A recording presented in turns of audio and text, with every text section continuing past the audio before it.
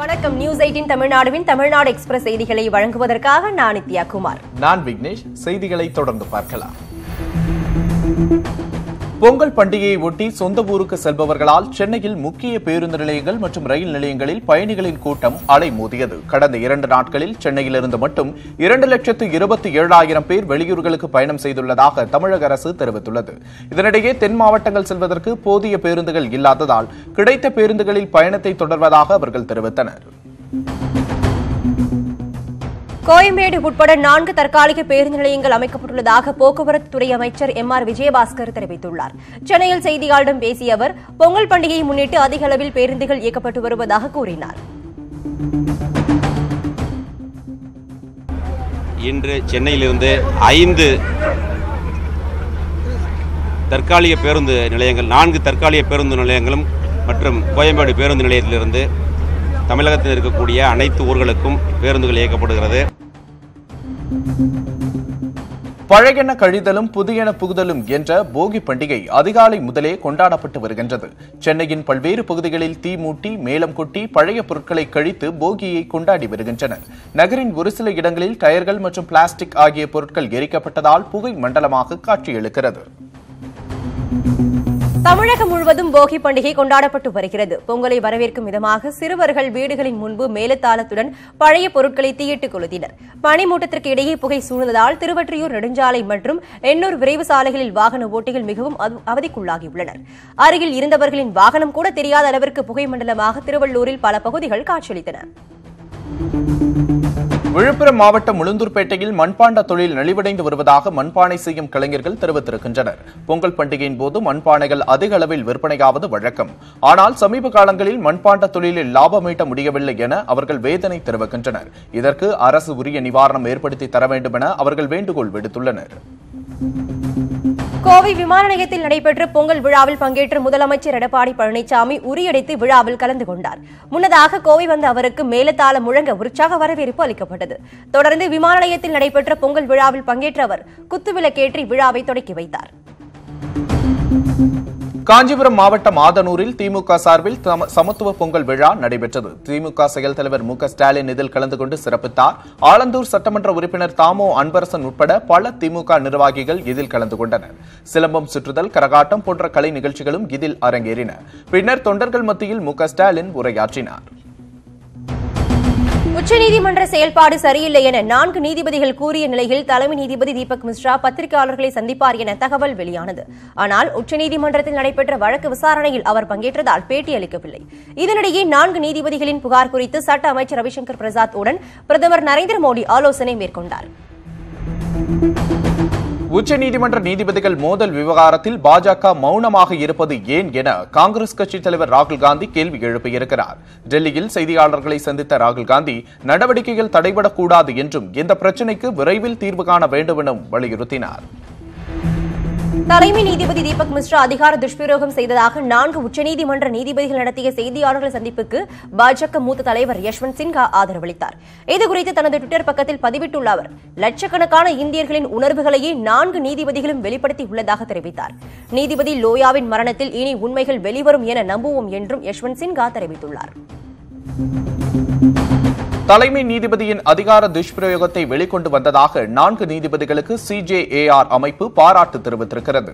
நீதித்துறை பொறுப்புடைமை மற்றும் சீர்திருத்தத்திற்கான பரப்புரை அமைப்பு எனப்படும் CJAR அமைப்பு 4 நீதிபதிகள் மக்களிடம் பேசியது நீதித்துறையின் மாண்பை குலைக்காது என்று தெரிவித்துள்ளது. தலைமை நீதிபதியின் முறைமீறிய செயல்பாடுகளே உண்மையில் நீதித்துறையின் மாண்பை குலைக்கும் என்றும் அந்த அமைப்பு தெரிவித்திருக்கிறது. சட்டவிரோத குட்கா விற்பனை விவகாரத்தில் தமிழக சுகாதாரத்துறை அமைச்சர் விஜயபாஸ்கருக்கு 56 லட்சம் ரூபாய் லஞ்சம் கொடுக்கப்பட்டுள்ளதாக வருமான வரித்துறை சென்னை உயர்நீதிமன்றத்தில் தெரிவித்துள்ளது. வருமான வரித்துறை தாக்கல் செய்துள்ள பிரமாண பத்திரத்தில் கடந்த நவம்பர் 17ஆம் தேதி வேதா இல்லத்தில் உள்ள சசிகலா அறையில் நடத்தப்பட்ட சோதனையில் குட்கா விவகாரம் தொடர்பான ஆவணங்கள் சிக்கியதாக கூறப்பட்டுள்ளது. கவிஞர் வைரமுத்துவை தரக்குறைவாக பேசிய ராஜாவை தேசிய பாதுகாப்பு சட்டத்தில் கைது செய்ய வேண்டுமென விடுதலை சிறுத்தைகள் கட்சித் தலைவர் திருமாவளவன் வலியுறுத்தியிருக்கிறார். இது தொடர்பாக அவர் விடுத்துள்ள அறிக்கையில் வைரமுத்துவின் ஆண்டாள் குறித்த கருத்திற்கு ராஜா அநாகரிகமாக எதிர்வினையாற்றியதாக குற்றம் சாட்டினார். வன்முறையை தூண்டும் விதத்திலும் பொது அமைதியை குலைக்கும் நோக்கிலும் அவரது பேச்சு இருந்ததாக திருமாவளவன் புகார் கூறினார். ஒரு வாரம் நடைபெற்ற தமிழக சட்டப்பேரவை கூட்டத்தொடர் வெள்ளிக்கிழமையுடன் நிறைவடைந்தது. ஆண்டின் முதல் கூட்டம் ஆளுநர் பன்வாரிலால் புரோஹித் உரையுடன் தொடங்கியது. இந்த கூட்டத்தொடரில் மேயர், நகராட்சி தலைவர், பேரூராட்சி தலைவர்களை மக்களே தேர்ந்தெடுக்கும் சட்ட மசோதா மற்றும் எம்எல்ஏக்களுக்கு ஊதிய உயர்வு வழங்குவது உள்ளிட்ட 14 மசோதாக்கள் நிறைவேற்றப்பட்டன. ஜெயலலிதாவின் மரணம் குறித்து விசாரிப்பதற்காக அமைக்கப்பட்டுள்ள ஓய்வு பெற்ற நீதிபதி ஆறுமுகசாமி ஆணையத்தில் அனைத்து ஆவணங்களையும் சமர்ப்பித்துள்ளதாக அப்பல்லோ மருத்துவமனை தெரிவித்திருக்கிறது. அப்பல்லோ மருத்துவமனை வெளியிட்டுள்ள செய்திக்குறிப்பில், தாக்கல் செய்யப்பட்ட ஆவணங்களில் 2016ஆம் ஆண்டு செப்டம்பர் 22ஆம் தேதி ஜெயலலிதா மருத்துவமனையில் அனுமதிக்கப்பட்டது தொடங்கி அதே ஆண்டு டிசம்பர் 5ஆம் தேதி அவர் உயிரிழந்தது வரையிலான அனைத்து ஆவணங்களும் இணைக்கப்பட்டுள்ளதாக தெரிவிக்கப்பட்டுள்ளது. திருவண்ணாமலை மாவட்டம் வந்தவாசி அருகே காரும் லாரியும் நேருக்கு நேர் மோதிக்கொண்ட விபத்தில் ஒரே குடும்பத்தைச் சேர்ந்த 4 பேர் உட்பட 5 பேர் உயிரிழந்தனர். சென்னையைச் சேர்ந்த வேலு என்பவரின் குடும்பத்தினர் பொங்கல் பண்டிகை கொண்டாடுவதற்காக சொந்த ஊரான வந்தவாசியை நோக்கி சென்று கொண்டிருந்தனர். அப்போது அவர்கள் சென்று கொண்டிருந்த கார் மீது லார் மோதியதில் 5 பேர் மரணமடைந்தனர். இதனால் சுமார் 2 மணி நேரம் போக்குவரத்து பாதிக்கப்பட்டது. கோவை அருகே விசைத்தறி குடோனில் ஏற்பட்ட தீ விபத்தில் பல லட்சம் ரூபாய் மதிப்பிலான துணிகள் எரிந்து சேதமடைந்தன. கருமந்தப்பட்டி அருகே உள்ள கிருஷ்ணாபுரத்தில் பாபு என்பவருக்கு சொந்தமான விசைத்தறி கூடத்தில் இருந்த தீ விபத்து நிகழ்ந்தது. 2 வாகனங்களில் வந்த தீயணைப்பு வீரர்கள் பொதுமக்களின் உதவியுடன் 1 மணி நேர போராட்டத்திற்கு பிறகு தீயை அணைத்தனர். மின்கசிவு காரணமாக தீ விபத்து ஏற்பட்டிருக்கலாம் என முதற்கட்ட விசாரணையில் தெரியவந்திருக்கிறது. தஞ்சை மண்டல போக்குவரத்து துணை ஆணையர் சிவக்குமார் உட்பட 2 பேர் மீது லஞ்ச ஒழிப்பு போலீசார் வழக்கு பதிவு செய்துள்ளனர். தனியார் ஓட்டுநர் பயிற்சி பள்ளியில் இருந்து அவர்கள் லஞ்சம் வாங்கியதாக கூறப்படுகிறது. இதனைத் தொடர்ந்து அவர்களிடம் விசாரணை நடைபெற்று வருகிறது. இதேபோல் புதுக்கோட்டையிலும் ஊழியர்களிடம் இருந்து லஞ்சம் பெற்றதாக டாஸ்மாக் மேலாளர் உட்பட 3 பேர் கைது செய்யப்பட்டனர். அவர்களிடம் இருந்து சுமார் 8 லட்சம் ரூபாய் பறிமுதல் செய்யப்பட்டது. நீலகிரி மாவட்டம் கூடலூரில் அரசு பேருந்தை இயக்க விடாமல் ஓட்டுநர்கள் தகராறில் ஈடுபட்டனர். கூடலூரிலிருந்து கோவை செல்லும் பேருந்து புறப்பட்ட போது போராட்டத்தில் கலந்து கொண்ட மற்றும் கலந்து கொள்ளாத ஓட்டுநர்களிடையே வாக்குவாதம் ஏற்பட்டது. இதனால் பயணிகள் இறக்கிவிடப்பட்டனர். பின்னர் போலீசார் அவர்களை சமாதானப்படுத்தி அனுப்பி வைத்தனர். தஞ்சை மாவட்டம் கும்பகோணம் சுற்றுவட்டார பகுதிகளில் சம்பா நெல் அறுவடை பணிகள் தீவிரமாக நடைபெற்று வருகின்றன. நெல் வணிகர்கள் குறைந்த விலைக்கு கொள்முதல் செய்வதால் இழப்பு ஏற்படுவதாக விவசாயிகள் தெரிவித்தனர். இதனால் நேரடி நெல் கொள்முதல் நிலையங்களை அரசாங்கம் உடனடியாக திறக்க வேண்டும் என அவர்கள் கோரிக்கை விடுத்தனர். புதுச்சேரி முதலமைச்சர் நாராயணசாமியின் தங்க முள் கொண்ட பேனாவை காணவில்லை என காவல்துறையினர் விசாரணை நடத்தி வருகின்றனர். உருளையான்பேட்டை தொகுதி கோவிந்தசாலை நியாய விலைக் கடையில் பொங்கல் பரிசு வழங்கும் நிகழ்ச்சியில் கலந்து கொண்ட முதல்வர் நாராயணசாமிக்கு சால்வை அணிவிக்கப்பட்டது. அப்போது சால்வையை முதல்வரின் தோளிலிருந்து எடுக்கும்போது தங்க முள் கொண்ட பேனா காணாமல் போனது தெரிய வந்திருக்கிறது. மோடி ஆட்சிக்கு வந்த 3.5 ஆண்டுகளில் இந்தியாவில் எந்த முன்னேற்றமும் இல்லை என தமிழக காங்கிரஸ் கமிட்டி தலைவர் திருநாவுக்கரசர் விமர்சித்துள்ளார். சென்னை விமான நிலையத்தில் செய்தியாளர்களிடம் பேசிய அவர், தமிழகத்தில் பாஜகவால் எந்த நன்மையும் இல்லை என விமர்சித்தார். பிஜேபி அரசு மோடி வந்த பிறகு தமிழ்நாட்டில் என்ன முன்னேற்றம் வந்திருக்கு? ஏதாவது தொழிற்சாலை வந்திருக்கா? வேலை வாய்ப்பு வந்திருக்கா? 1 கோடி பேருக்கு வேலை இல்லை, ஏதாவது வேலை வாய்ப்பு வந்திருக்கா? விலைவாசி குறைஞ்சிருக்கா?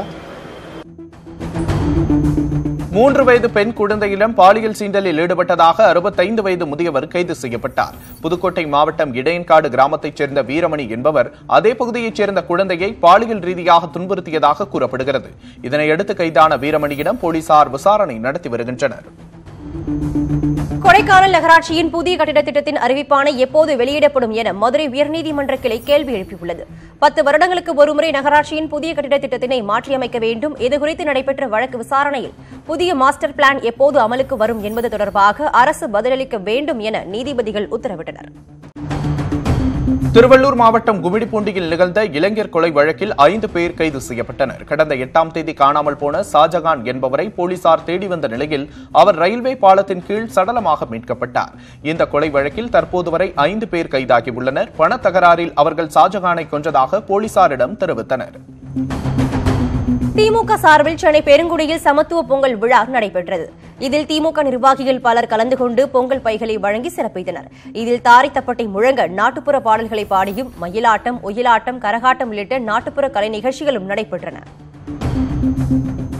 தமிழகத்தில் உள்ள மாணவர்களுக்கு போதை பழக்கத்தின் தாக்கம் எந்த அளவுக்கு இருக்கிறது என விசாரிக்குமாறு தமிழக காவல்துறைக்கு சென்னை உயர்நீதிமன்றம் உத்தரவிட்டுள்ளது. மாணவர்களிடம் போதைப் பொருள் பழக்கத்தை கட்டுப்படுத்துமாறு தொடரப்பட்ட வழக்கு விசாரணை நீதிபதி கிருபாகரன் முன்பு விசாரணைக்கு வந்தது. அப்போது பள்ளி கல்லூரி நிர்வாகங்களுடன் மாவட்ட நிர்வாகம் இணைந்து இது தொடர்பாக விசாரணை நடத்த வேண்டும் என உத்தரவிட்டார். மயிலாடுதுறையில் வழக்கறிஞர் சங்க தலைவர் குபேந்திரனை அடித்த சீர்காழி காவல் ஆய்வாளர் மீது நடவடிக்கை எடுக்க கோரி வழக்கறிஞர் சங்கத்தினர் சார் ஆட்சியரிடம் மனு அளித்தனர். டிசம்பர் 10ஆம் தேதி சீர்காழியில் விடுதலை சிறுத்தைகள் கட்சியின் போராட்டத்தின் போது அந்த கட்சியினருக்கும் பாஜகவினருக்கும் இடையே மோதல் உருவானது. அப்போது விடுதலை சிறுத்தைகள் கட்சி பொறுப்பாளரும் வழக்கறிஞர் சங்க தலைவருமான குபேந்திரனை சீர்காழி காவல் ஆய்வாளர் அடித்து இழுத்து சென்றதாக தெரிகிறது. கரும்பு விவசாயிகளுக்கான நிலுவைத் தொகை வழங்காத தமிழக அரசை கண்டித்து விழுப்புரம் மாவட்டம் செங்கல்வராயன் கூட்டுறவு சர்க்கரை ஆலை இணைத் தலைவர் பதவியை கேஜிபி ஞானமூர்த்தி ராஜினாமா செய்தார். கரும்பு விவசாயிகளுக்கான நிலுவைத் தொகையை 2000 கோடி ரூபாயை தமிழக அரசு தற்போது வரை தராததாக குற்றம் சாட்டப்படுகிறது. இதனால் ஆத்திரமடைந்த ஞானமூர்த்தி தனது ராஜினாமா கடிதத்தை சர்க்கரை ஆலையின் மாவட்ட மேலாண்மை ஆணையரிடம் வழங்கினார். பொங்கல் பண்டிகையை ஒட்டி தமிழர் பண்பாட்டை வெளிப்படுத்தும் விதமாக புதுச்சேரி ஓவியக் கல்லூரி மாணவர்கள் 4500 சதுர அடியில் கோலமாவில் ஓவியத்தை உருவாக்கியுள்ளனர். அரியாங்குப்பத்தில் 24 மணி நேரத்தில் 4500 சதுர அடியில் கோலமாவை கொண்டு இந்த ஓவியம் உருவாக்கப்பட்டுள்ளது. 20க்கும் மேற்பட்ட மாணவ மாணவியர் உருவாக்கிய இந்த ஓவியம் தமிழரின் பாரம்பரிய விளையாட்டான ஜல்லிக்கட்டை வெளிப்படுத்தும் விதமாக அமைந்துள்ளது.